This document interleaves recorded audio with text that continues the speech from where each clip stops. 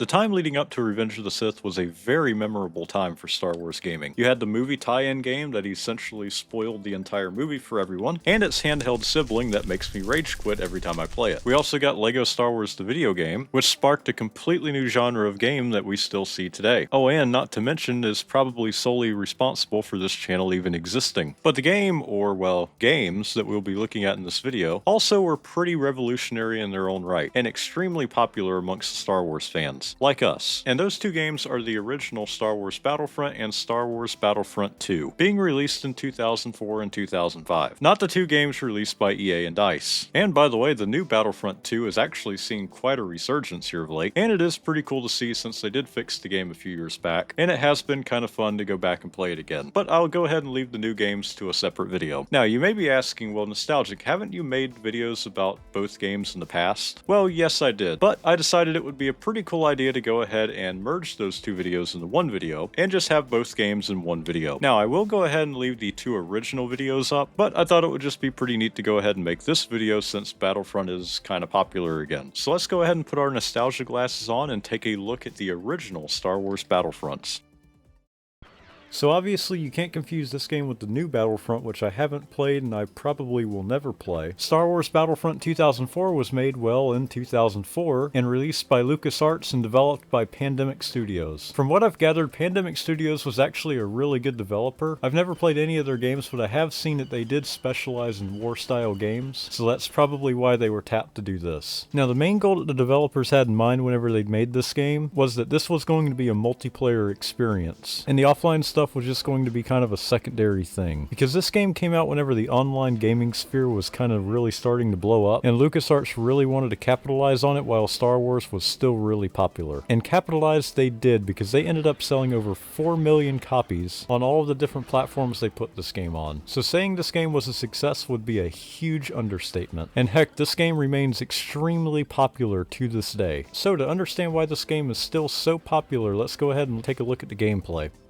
So this game is both a first and a third-person shooter that has you play in both the Clone Wars era and the Galactic Civil War, so both eras are covered in this game. But there's no Phase 2 Clone Troopers in this because this came out before Revenge of the Sith. Now I know I just said they mainly focused on making this a multiplayer experience, but the single-player gameplay in this blows a lot of newer games out of the water today, and it's just about as good as the multiplayer is. The AI in this is pretty good. I mean, they have their moments, but they are enjoyable to play with. Just don't expect them to be a huge challenge. I mean, it really takes a horde of them to really kill you, and they're really not that good at doing any sort of complex tasks, so you pretty much just find yourself having to do everything yourself. Now, unlike the game that came out after this, Star Wars Battlefront 2, this game doesn't have a bunch of different types of battle modes. Each battle is just a conquest mode. And there's really only two ways to actually win a battle in this, and that's by either capturing all of the enemy's command posts, or dropping the enemy's unit counter to 0. Now, from what I've found, normally you just end up dropping your enemy's unit counter to 0 before you ever even get all of the other command posts. Because I think there was only 1 or 2 times that I actually managed to capture all of the enemy's command posts before the unit counter dropped to 0. Besides just serving as something to capture though, the command points are also where your units spawn at. So whenever you enter a match or die and have to respawn, you respawn here. Before you spawn in, you also have to decide which unit class you want to play as, and there's 5 different options: a regular infantry unit, an assault class, a sharpshooter, a pilot or engineer, and a special class that's determined by your faction.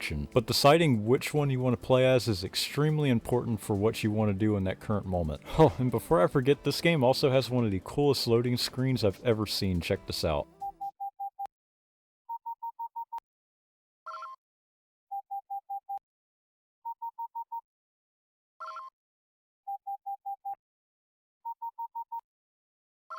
I'm sorry, that was just one of my favorite loading screens, and I thought I would just go ahead and show that off. As you guys have probably already noticed, the graphics in this game are really good, and in my opinion, they're actually really ahead of their time, because these graphics are really good, and they were really pushing the console and PC hardware limits of the time. And heck, there's even a lot of people out there that say that this game has better graphics than Star Wars Battlefront 2. While they are pretty close, I would have to say this one looks more polished than the other one, but the texture resolution on the other one's probably a little bit higher. The sound quality in this this game is also really good. The sound quality in this is also something that's probably a little bit ahead of its time, because in my opinion, at least on the PS2 and other consoles of its time, this was one of the best sounding games you could get for those consoles. Another cool little touch is that each faction has their own sound effects. Everything from blaster sounds to what the grenades and the rocket launchers sound like are all different compared to which faction you're playing as. Here's some examples to kind of demonstrate what I'm talking about.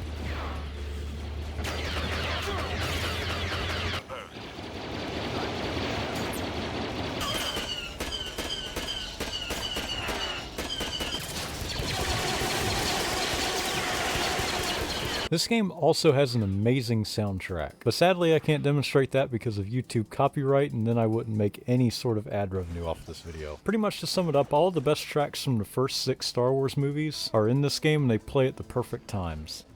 Now, moving on to the unit types. Like I mentioned earlier, there are 5 different unit types you can choose from depending on what you need to do in that particular moment. Now, 4 of those unit types are pretty much the same across each faction, while the 5th one's a unique unit that has its own abilities. Another cool thing about the units is that depending on which planet that you're on, they'll have their own special uniforms for that environment. Well, at least for the Galactic Civil War characters. Because sadly, since there's no Phase 2 clone troopers, the clones really have no variation at all, and the only difference with the battle droids is that you get to play as the regular B1 battle droid instead of the super battle droid. This doesn't really hurt the Clone Wars era that bad, but it's definitely something that the Galactic Civil War era has over this one. Alright, so now looking at the unit types, the first one we're going to look at is the Infantry unit. This unit is obviously your most basic combat unit. Characters in this unit type usually have some sort of blaster rifle, a grenade, and this little crappy pistol here that overheats after you use it a couple times. The only character that's completely unique in this unit class is probably the super battle droid. He has a built-in blaster, and instead of grenades he has a wrist rocket. And believe it or not, the super battle droid is pretty fun to play as, and in some cases it can actually be the best infantry unit to play as, especially with that wrist rocket, because it's like having an infantry unit with the benefit of the assault class. Speaking of the assault class is pretty much just an anti-vehicle unit that, unless you're in multiplayer, doesn't really work that well. What I mean by that is that it doesn't do a whole lot of damage to vehicles. I mean, it does do quite a bit, but not enough to really make a difference as a single unit. That, and you have very few rounds to use with your rocket launcher, making it to where you're pretty much defenseless half the time you're using this. Hey, but you do get these landmines you can use, which are very powerful. The only problem is that your AI teammates seem to be fixated over running over these things. The next unit is the sharpshooter, and this unit is extremely overpowered. The sniper rifles that they use can kill a character in 1 or 2 hits, and they also have this recon droid that can send an orbital strike, which I didn't even know that until I read it on the wiki page. This is probably the unit that I play with the most because I'm not very good at these types of games, so it's much easier just camping out in a corner somewhere and sniping people from all the way across the map. The next unit is the pilot or engineer class. This one's pretty self-explanatory. This unit's just the one that goes around and repairs everything, and if you use him in a vehicle, he will constantly repair that vehicle while you're using it. He also can drop health and ammo, which can kind of make them a little bit overpowered because they can just go around healing themselves and giving themselves ammo. This class also has different weapons, but it just really depends on which class you pick. The droids have this cool grenade launcher, while the clones have this weird electrical blaster thing, and the rebels and Imperials have this shotgun blaster. I don't really use this unit a whole lot, but if you need to quickly repair a medical station or an ammo station, this character is definitely the way to go. Okay, so a little bit of a correction. The Imperial unit doesn't have a shotgun blaster. He actually has this cool grenade launcher like the droid, and believe it or not, I started playing as him a little bit and I actually kind of liked him, and he's quickly becoming one of my favorite units to use. So I'm glad I kind of looked back and fixed this. Now this next character class is the special unit type, and each faction has their own unique unit to fill this class. The clones have the Jet Trooper, which as his name implies, he has a jetpack that helps you get around the world quicker. Sadly, it's not as good as the Battlefront 2's jetpack though. He does have this cool EMP rifle, which is actually really powerful, so using this unit can be kind of useful. Other than that, he still has your typical pistol and grenade, so he's pretty much just like your typical infantry unit with a jetpack and a cool rifle. The Separatists have the Droideka, and this unit is probably the best in the game. Not only is this unit extremely hard to take down because of its shields, it can also mow through infantry units like a breeze. And if you find a group of these camped out somewhere, and you will, you're going to watch your unit counter plummet as they completely mow down your clone troopers. Playing as them can be a little bit weird because their control scheme is completely different. They kind of act more like a vehicle, but just like in the movie, you can also roll up and just roll around the entire world really quick, making this unit very useful if you want to get around the map very quick. The Imperials have the Dark Trooper, and he's actually kind of disappointing. disappointing. The only thing he really has going for him is this little shotgun blaster, and it's still kind of hard to use, and his jetpack just really isn't that good. Heck, the only thing the jetpack really does is just fling you straight up. It's not really like the one that the clone trooper had, and the AI have no idea how to use this character because all they do is they just fling themselves around. It's actually kind of funny to watch sometimes. He doesn't really have anything else going for him either because all he has is that crappy little pistol and grenades, kind of like all the other characters. So I find using this character to be really pointless. The Wookiee's pretty good though. He has this bowcaster that can be charged up to do a spread shot, and he has like twice the health of the other characters. The only problem is that he's really slow, and he's not too different from a regular infantry class. He does have this 5-second time bomb though that does a lot of damage to everything around it, so that's very useful. This game also has heroes, but you can't play as them and you can't kill them either. The only way they can die is that if something weird happens, like the game glitches or they fall off a ledge. But other than that, if you see a hero and you're on the opposing faction, don't get around them because you're probably going to die. There's also a bunch of turrets and vehicles you can use in each map, which can be pretty useful. I don't find myself using them a whole bunch, especially the turrets, because I just find myself getting sniped every time I use one. But there are some instances where the vehicles can be useful, like here on Renvar, near the entrance to the ice cave. I just used the droid tank to sit there and just destroy all of the enemy units coming through it.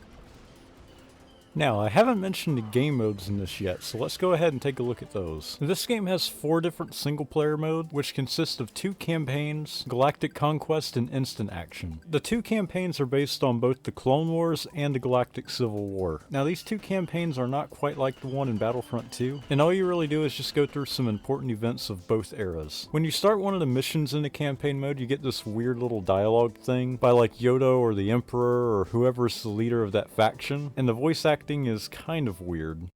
Our long-standing listening outpost on the high peaks of Renvar is under rebel attack.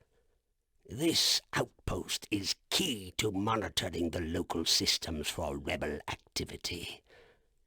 Defend the monitoring station from the rebel attack. The Galactic Civil War campaign also has this cool little level here at Tatooine, where besides just you fighting the rebels, you're also fighting the Tusken Raiders. And on top of all of that, you have a Sarlacc in the middle of the map, which if you get too close to it, you get eaten. Galactic Conquest is also a really good game mode, but I don't have a lot of experience with it, so I'm going to try to explain it anyway. I guess you could say it's kind of like a campaign, but instead of doing them in order, you just pick which planet you want to do. I do know that the Galactic Conquest mode in Star Wars Battlefront 2 is a lot better though. Instant action is exactly what you think it is. It's pretty much if you just want to hop in and just play a battle, you can pick whatever planet you want, which faction, and just go. The multiplayer in this I guess is pretty good. I've noticed it can be kind of unreliable, but it could be me and I could just be doing something wrong, so don't take my word for it. And yes, this still does have multiplayer. I think in 2017, it might have been earlier. LucasArts went ahead and opened up the multiplayer lobbies through Steam again. That way we still have online functionality in these older Star Wars games. Now, it's more popular to see people use Star Wars Battlefront 2 over this one, but it still does function. I've just had some issues with it.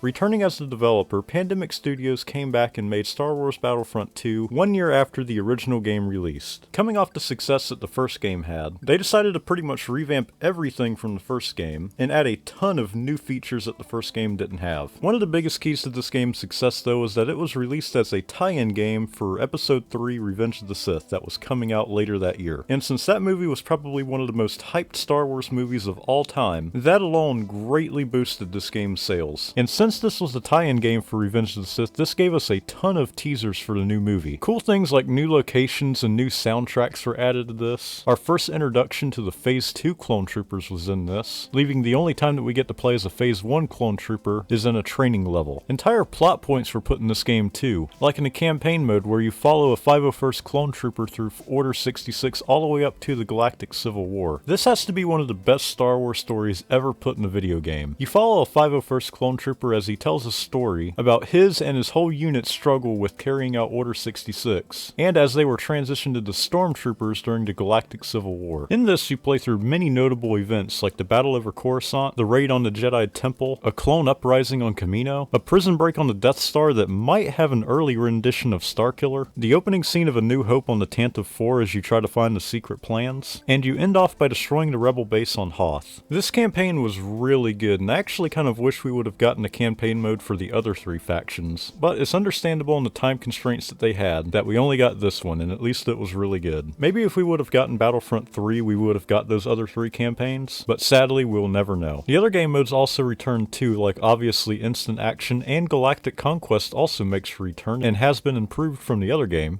It has 4 different scenarios you can play through, and those 4 scenarios are the Birth of the Rebellion, Republic Sovereignty, Dark Reign of the Empire, and the Confederate Uprising. But the only one that actually follows canon is Birth of the Rebellion. Now, like I said in the video about Star Wars Battlefront 2004, I don't really play this game mode a whole lot. I should, because I have heard that this game mode is really fun, but I just don't play it near enough. Now, whether you're in the campaign mode or just playing Galactic Conquest, the battles are the same as if you just went into Instant Action and started a battle there. But the battles themselves have been changed quite a bit from the last game, so let's get into that. The normal battle mode from the previous game returns relabeled as Assault, as the developers added 4 new battle types to this game. The first one that we'll go over is Capture the Flag. And actually there's 2 different versions of this game mode too. One that only has 1 flag and then one that has 2. The 1 flag Capture the Flag game mode only has 1 neutral flag, and both factions have to do what they can to get that flag and bring it to the center of the map. But on the other hand, the 2 flag Capture the Flag game mode requires you to go capture a flag from the enemy's base and bring it back to yours. Kind of resembling a normal Capture the Flag mode. But to be honest, whenever I play multiplayer, I would just rather play the Assault game mode because it's really hard to get everybody on page to actually play Capture the Flag. So it normally just ends up being a deathmatch anyway. The next mode that we're going to talk about is the Hunt mode. And pretty much all this is that it pins a major faction against a certain planet's native faction. So say like the Clone Troopers against the Geonosians or the Rebel Alliance against the Wampas. And this can actually be pretty fun, and it's actually one of the only ways outside of modding to actually play as a planet's native species. So that is pretty nice.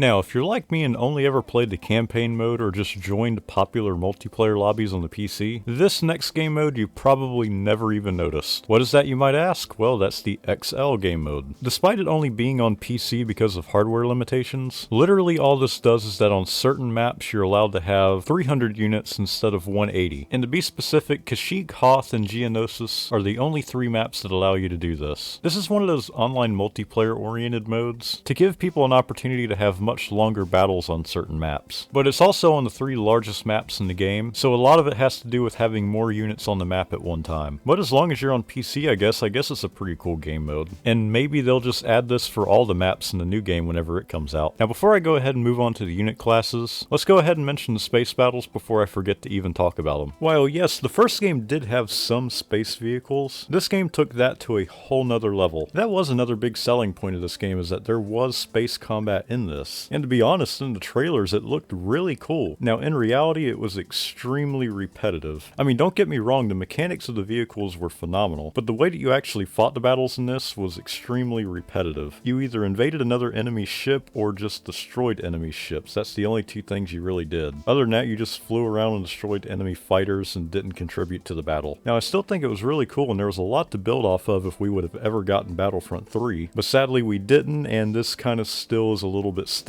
Now, I'm probably in the minority on this, and I'll probably hear about it in the comments, but it's my opinion, so oh well. But off to the next thing, which are the unit classes. And believe it or not, these have kind of stayed the same, barring a few changes like different unit designs and an extra special unit type. Other than that, these are still pretty similar to the first game, but let's go over them anyway. The first unit that we're going to go over is just the basic infantry unit. These are just your basic troop-to-troop combat units, but in certain situations, whenever they're in groups, they can be effective in other areas, albeit that can be extremely rare though. Other than that, their main purpose is just to take down other infantry units, and to support other more specialty units. But like in all of the other unit types, there are differences depending on factions, so let's go over those. The Galactic Republic obviously has just your regular clone trooper, and he carries a DC-15 blaster rifle with a DC-15S blaster pistol and V1 thermal detonators. Now, unlike what we saw in the movies and the Clone Wars TV show, the Separatist main infantry unit in this game was the Super Battle Droid. droid. He has a wrist blaster with the tri-shot ability and a wrist rocket. And out of the 3 other infantry units in this class, this one is definitely the most overpowered. It's pretty much an infantry unit mixed with the heavy weapons class. And that's why whenever I'm forced to play with the Separatists, I either play as the Super Battle Droid or the Sharpshooter. The Rebel Alliance has the Rebel Soldier, and he has a DH-17 blaster rifle with a DL-44 blaster pistol and Class A thermal detonators. Other than the different variants that you get with the Rebel Soldier depending on what map you're on, which we will talk about later, there's nothing really that special about this unit, so we're just going to go ahead and move on to the Empire. The Empire obviously has the Stormtrooper, and he has the E-11 blaster rifle with an SE-14R light repeating blaster pistol or a Scout Trooper blaster pistol with Baradium core thermal detonators. And if you guys are wondering where I'm getting this information, I'm just on the Wikipedia page reading it off there. There's no way I would know this stuff. And out of all of the other infantry units, I just find the Stormtrooper to be the weakest out of all of them. Mainly because he's just the most boring. That, and I find the E-11 blaster rifle to not really be that powerful, so yeah, there you go. Now the next unit type is the heavy weapons class, and this is pretty much an anti-vehicle unit, but you can also use it to kill masses of infantry units, but it's mainly just an anti-vehicle unit. Now I don't really play as this unit very often, so I don't have much to say about each of these ones, but I will go over what these guys are equipped with. And starting with the Galactic Republic, you have the Heavy Clone Trooper with a PLX rocket launcher, a DC-15S blaster pistol, V1 thermal detonators, and HX-2 mines. And moving on to the Separatists, you have the Assault Battle Droid with an E-60R rocket launcher, an SE-14 blaster pistol, V1 thermal detonators, and HX-2 mines, similar to what the Clone Heavy Trooper had. The Rebel Alliance has the Rebel Vanguard with an HH-15 rocket launcher, a DL-44 heavy blaster pistol, Class A thermal detonators, and 3 HX-3 mines. And lastly, we have the Galactic Empire with the Shock Trooper. He has a PLT rocket launcher, an SE-14R light repeating blaster pistol, or a Scout Trooper pistol, Baradium core thermal detonators, or KE-6B mines. I will say whenever I play as the Galactic Empire, I do actually sometimes play as the Shock Trooper, especially if you're on the Tantive 4, because it's just fun blowing enemy units up. So now off to my favorite unit, the Sniper class. And yes, I am that person in the multiplayer lobby that is sniping you from all the way across the map. And to be honest, I love all of these faction sniper units pretty much equally. They all do pretty much the same thing. But let's go over them anyway for the sake of just going over them because I'm doing it for everybody else. Starting again with the Galactic Republic, and they have the Clone Sharpshooter. He has a DC-15X sniper rifle with the DC-15S blaster pistol, V1 thermal detonators, and an auto turret. The Separatists have the Assassin Droid with an E5S sniper rifle, an SE-14 blaster pistol, V1 thermal detonators, and an auto turret. Kind of similar to the Assault class, this unit is still pretty similar to the clones. The Rebel Alliance has the Rebel Marksman. This unit has an E-17D sniper rifle, a DL-44 heavy blaster pistol, Class A thermal detonators, and an auto turret like the other ones. And the Galactic Empire has the Scout Trooper with an E-11S sniper rifle, an SE-14R light repeating blaster pistol or a Scout Trooper blaster, Baradium core thermal detonators, and like the other 3 units in this class, also has a auto turret. Alright, so here's another unit class that I have pretty much no experience with, and that is the Engineer class. Now between all the factions, there's not too much of a difference between all the units in this class. They all carry an F-187 fusion cutter,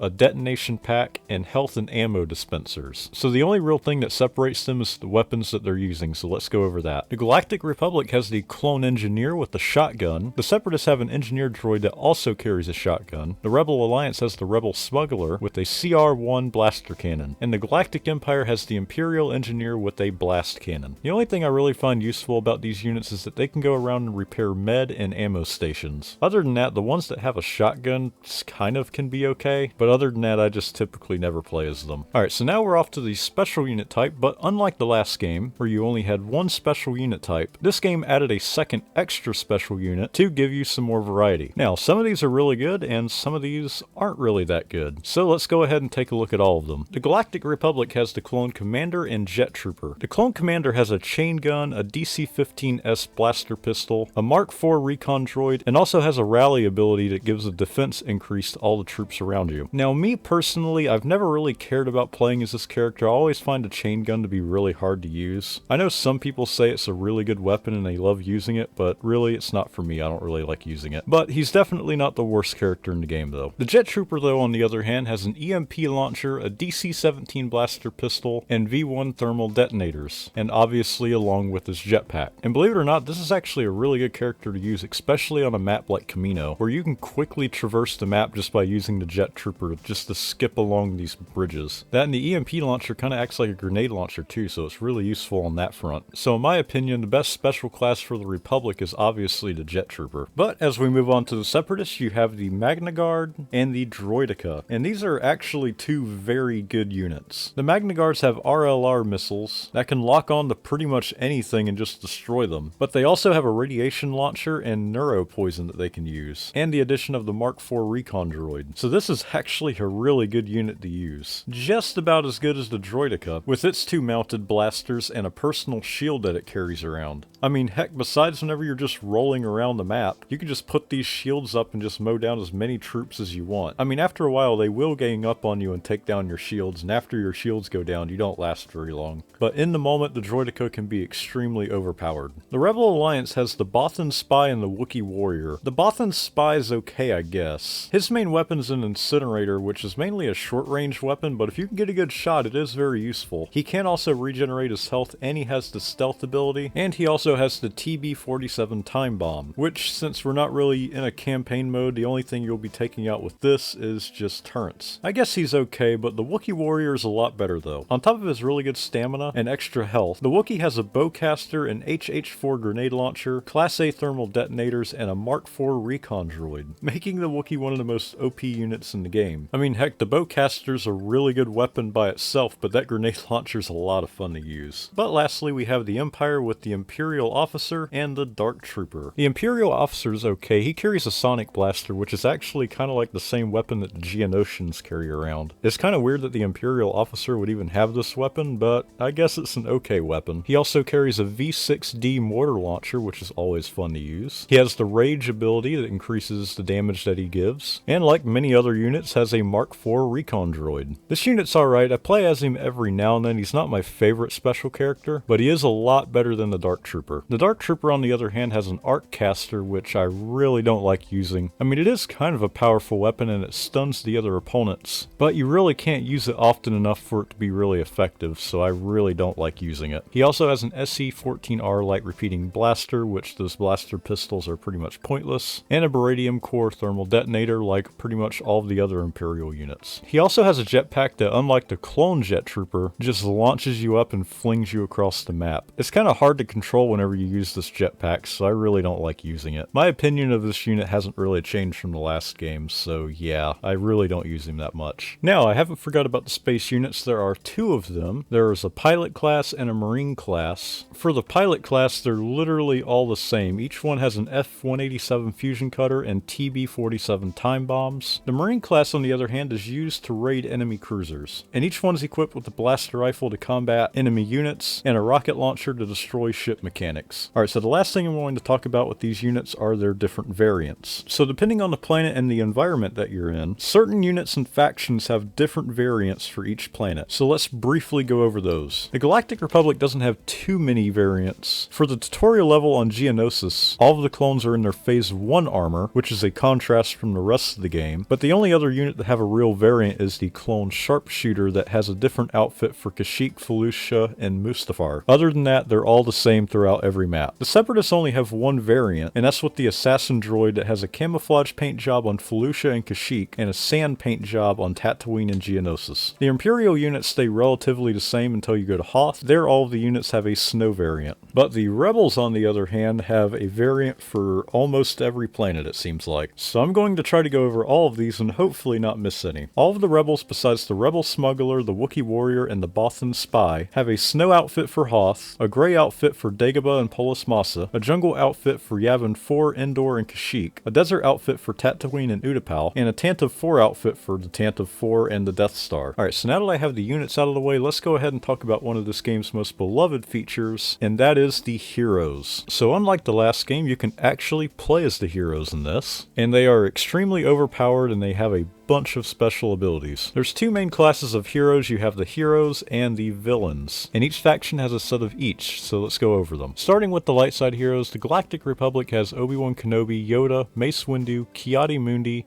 Ayla Secura, and Kit Fisto, but he's only available on Xbox. The Rebel Alliance has two versions of Luke Skywalker, his Jedi form and his pilot form. They also have Han Solo, Chewbacca, Princess Leia, Yoda, and Obi-Wan Kenobi. For the dark side villains, the Confederacy has Count Dooku, General Grievous, Jango Fett, Darth Maul, Darth Sidious, and Ventress, but she is also only available on the Xbox. And lastly, for the Galactic Empire, you have Darth Vader, Emperor Palpatine, Boba Fett, and Anakin Skywalker, or at least the version of him whenever he raided the Jedi Temple. Now, the developers did add one cool Easter egg for the heroes. On Mos Eisley, you're allowed to do a Heroes versus Villains match. This is called the Hero Assault mode, and it is extremely fun on multiplayer, especially if you got a good lobby of people, but playing with the AI is also pretty fun. I hope in the new game, whenever it comes out in March, lets you play this mode on all of the maps, because that would be really fun. But speaking of the AI, they are kind of better than last time. You still see them just standing around a lot and just not doing anything, and sometimes they can still be way too easy. But they're still a lot of fun to play against, so I don't really fault them too much. And I'm sure if Battlefront 3 came out, they would have kind of been probably about the same, and I doubt they're going to get any better in the new games, so yeah. Alright, so it's about time that we talk about the multiplayer. Like I said in the video about the first game, these games were designed around being an online multiplayer experience, and both of these captured that very well, and this game especially, because you still find servers that are jam-packed with people in them, and the multiplayer experience is a lot of fun, even though it can be very frustrating at times, at least for somebody like me that's not really good at these types of games. Now, I can almost guarantee you, since the Classic Collection is coming out, the multiplayer functionality will probably be completely eliminated from the original game, so if you would still like to play multiplayer, I would just go ahead and get the Classic Collection. To be honest, I don't even know if this is still going to be on Steam after that releases, so yeah, we're going to have to see how that plays out. Well, that is pretty much it for this video, so I hope you guys enjoyed this one. I know it was definitely pretty weird listening to the old microphone and seeing some of the opinions I had for this game like 2 years ago, but I figured since Star Wars Battlefronts became pretty popular again, I would go ahead and re-release this. I've also been thinking about making a video on the Battlefront 3 Nintendo Wii leak that dropped about a year ago, so definitely let me know down in the comments if you want to see that. Either way, I hope you guys enjoyed this video. If you did, please leave a like and subscribe. Also, I'm going to say a special thanks to my channel members on screen here. They're a massive help to the channel, and if you would like to become a member yourself, hit the join button down below. But either way, I hope you guys enjoyed this video, and I will see you guys in the next one.